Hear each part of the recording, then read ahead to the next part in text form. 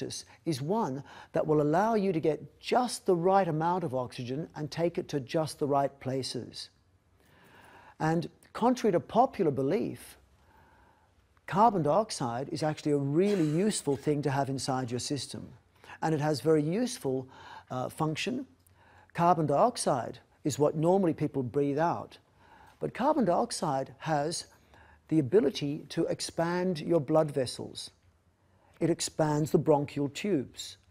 So if you have a buildup of carbon dioxide inside yourself, the blood vessels, especially to the brain and the heart, get better blood flow.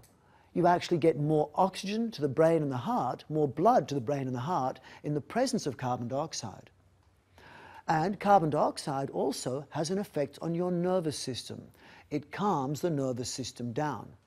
Carbon dioxide, when it's dissolved in water or blood, becomes carbonic acid. And so carbonic acid is a very important chemical inside your body, which you will increase the amounts of the less you actually breathe. Now, when I say breathe less, I'm not suggesting that taking the odd deep breath in and deep breath out is bad for you. On the contrary, it's very important you do that as well. And I'm not suggesting that if you go for a full-on sprint that you shouldn't be breathing more than normal. On the contrary, of course, you will breathe very full deep breaths the more you come to your extreme limits of physical fitness and doing exerting type things. But what would be a mistake for most people would be to be doing something like a simple asana, a simple posture, and thinking that breathing is good for you and going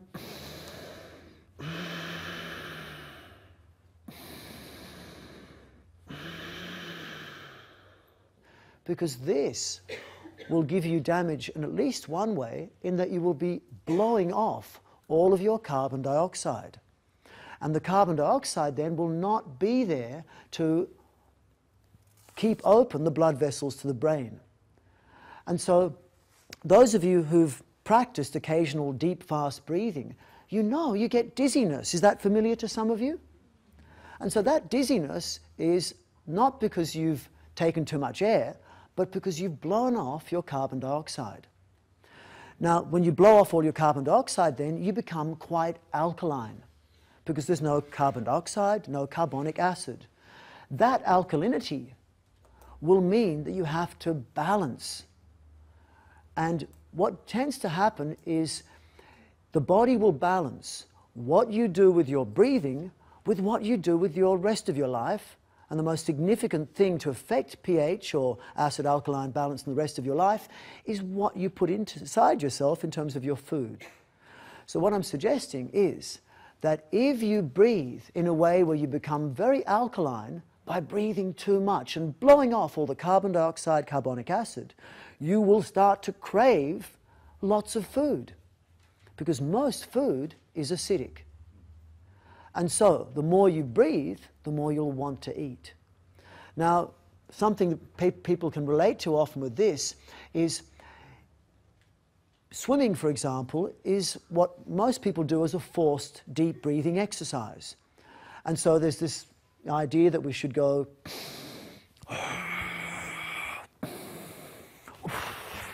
something like this, no? So it's quite common that after doing more breath than is actually necessary, that you come out of the water, and people tend to, after swimming, experience unusual levels of hunger. Is that familiar with anyone in the room? If you can put your hand up, we can have a show of hands, perhaps. It's actually, often, the people I talk to about it who do swim, up to 50 to 80% of the people who regularly swim with freestyle will often report increased levels of hunger after a swimming practice where you do that sort of breathing. Of course, a real swimming athlete can swim a lap of an Olympic pool underwater in one breath. And that's not over-breathing. So the essence of pranayama, yogic breathing, is that with years of practice, and they've measured people on this, with years of practice, they find that there comes a time where you start to breathe less in your yoga practice than you do in everyday life. Now, that period usually is measured to be about 10 years of regular practice.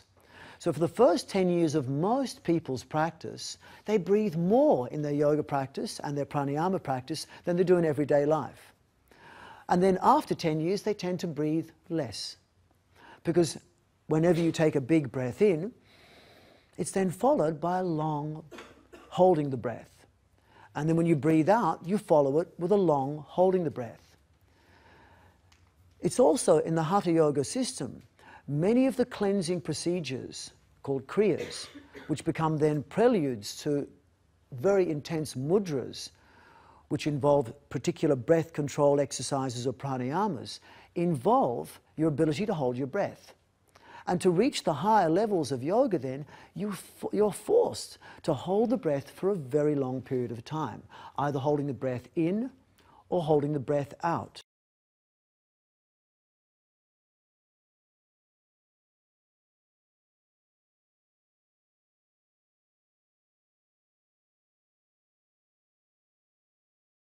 So for maximum strength, there is an exercise called the Valsalva maneuver, which is used not just in yoga, where it's called Mula Bandha or Uddiyana Bandha with Kumbhaka, but it's also used by weightlifters.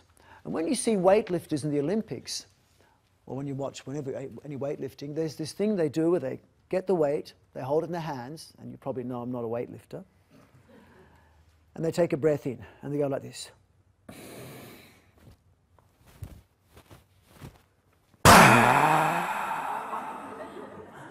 Something like that. I said, I'm not a weightlifter. But what they're doing is this thing called the Valsalva maneuver, where they take a breath in and they hold the breath in. And that breath is then compressed inside themselves, and with that you have a tremendous increase in the energy. Now, you don't have to do that, but you'll always get that little bit of extra strength when you do that. Now, warning, if you're new to yoga, like before the first 10 years, then be very cautious. This is not something that I generally teach. But strength is increased, and if I do something like a handstand, I take a breath in, and then I do exactly what the weightlifter did.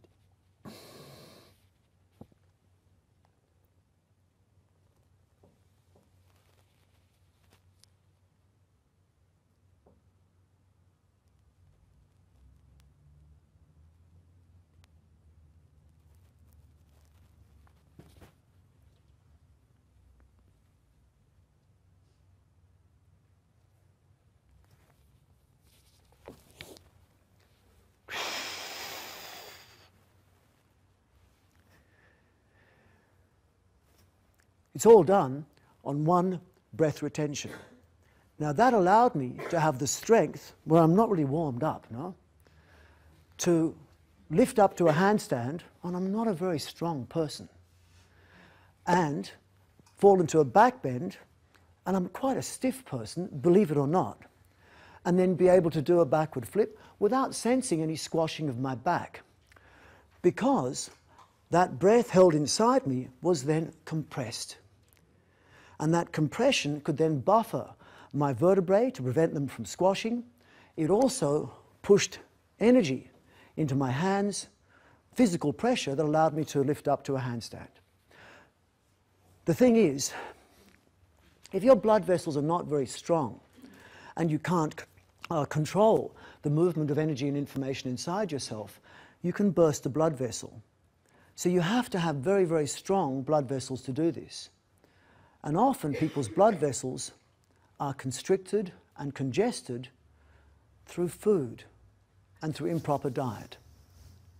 So this is not a beginner exercise by any means. I just wanted to show you that it is a fairly advanced exercise in yoga where breath control is essential.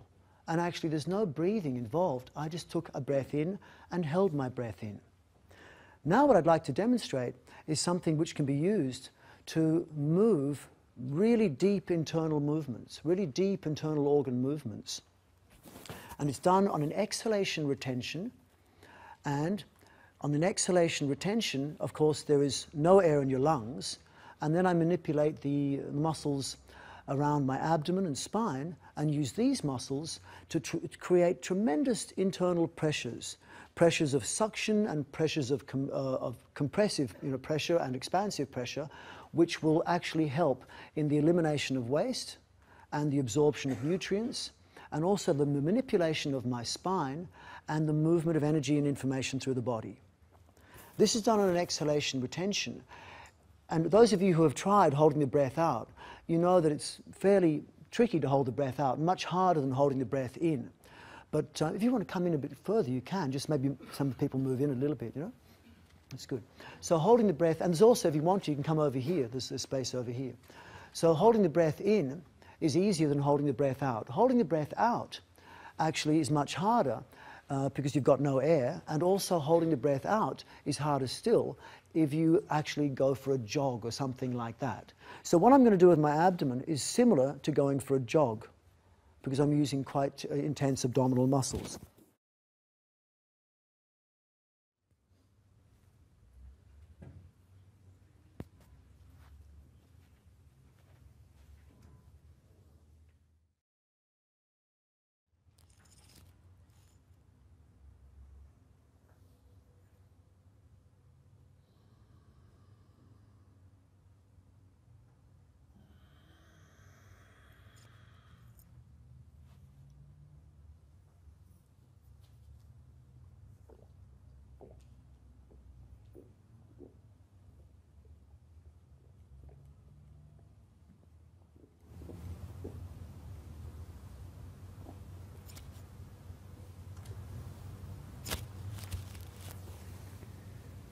Lots and lots of fun. So that particular exercise, involving holding my breath out and manipulating the internal organs, is a very, very powerful exercise. And actually, almost all my practice, including all the asana work that I do, includes holding the breath out or holding the breath in, and doing either my breath held in like I demonstrated in the handstand, where all the air is compressed inside, which takes a lot of physical exertion, or holding the breath out and then making an expansion or a contraction like you saw me roll my abdomen just there and then. And in another day, or maybe some of you have seen, you can do this in various postures, including headstand, shoulder stand, standing poses, forward bends. It can be done in every pose. But to be able to do this, you're hardly breathing at all in your practice. Yet, when you do breathe in, it can be a full breath, and when you do breathe out, it can be a full breath out. So it's not like I'm saying breathing is bad, it's just most people breathe too much.